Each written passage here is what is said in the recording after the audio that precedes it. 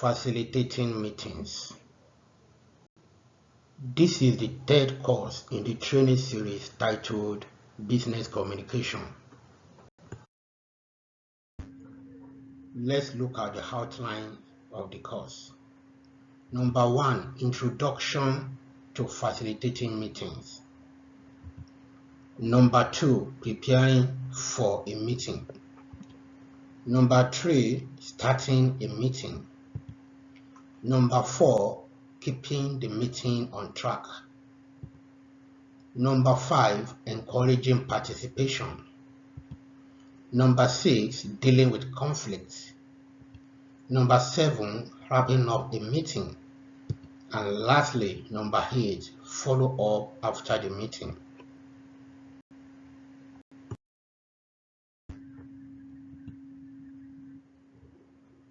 Introduction to facilitating a meeting. Do you feel jittery each time you are asked to convene a meeting at work?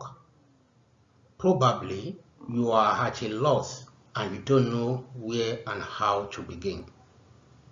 This training will boost your confidence in holding and convening a successful meeting.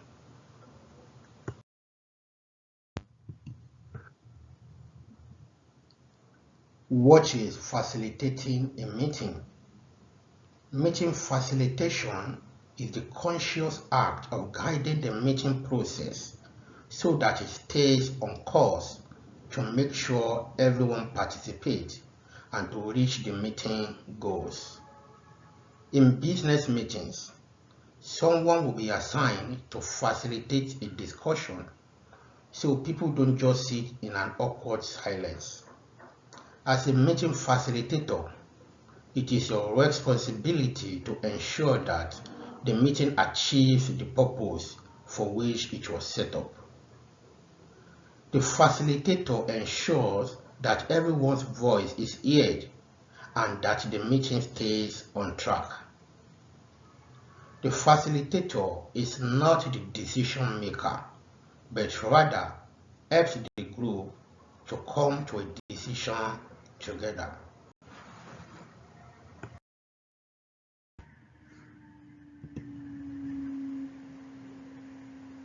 Preparing for a meeting. Before the meeting, the facilitator should create an agenda and distribute it to all participants. The facilitator should also prepare any necessary materials, such as handouts or presentations.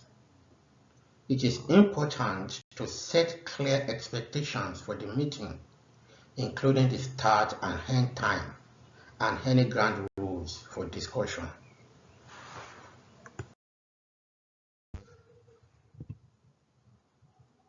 Starting a meeting.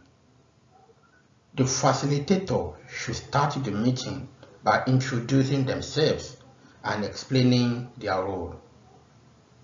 The facilitator should review the agenda and ask if anyone has any questions or concerns. The facilitator should also establish any ground rules for discussion and make sure everyone understands them.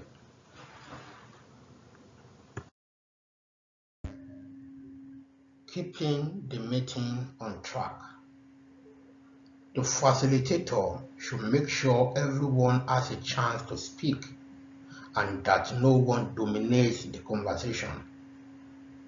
The facilitator should also keep the discussion focused on the agenda items and redirect the conversation if it stays off topic.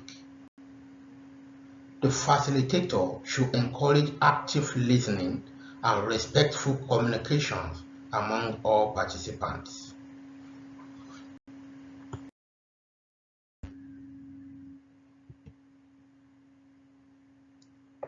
Encouraging participation. The facilitator should encourage participation from all members of the group, even those who may be quieter or less confident. The facilitator can do this by asking open-ended questions and using techniques like brainstorming or small group discussions. The facilitator should also make sure to acknowledge and validate everyone's contributions.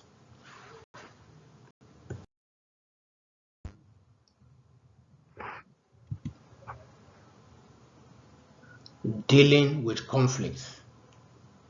The facilitator should be prepared to handle any conflict that arises during the meeting. The facilitator should remain neutral and help the group work towards a resolution. The facilitator can use techniques like active listening, reframing, and summarizing to help the group understand each other's perspective.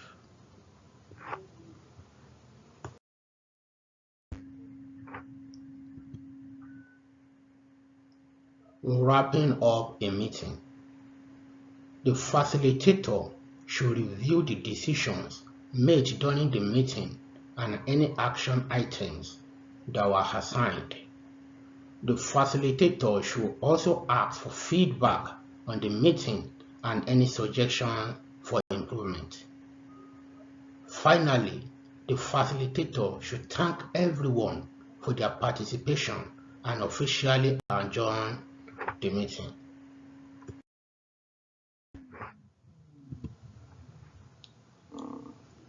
Follow up after the meeting. The facilitator should follow up with the participants after the meeting to ensure that action items are being completed and that any issues are being addressed. The facilitator can also use this opportunity to gather feedback on the meeting and make improvements for future meetings.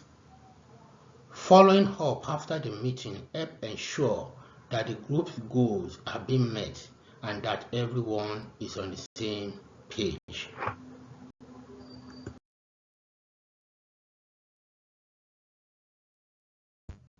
Follow us on Facebook and subscribe to our YouTube channel for more highly impactful and exciting courses on career growth and business development. Thank you.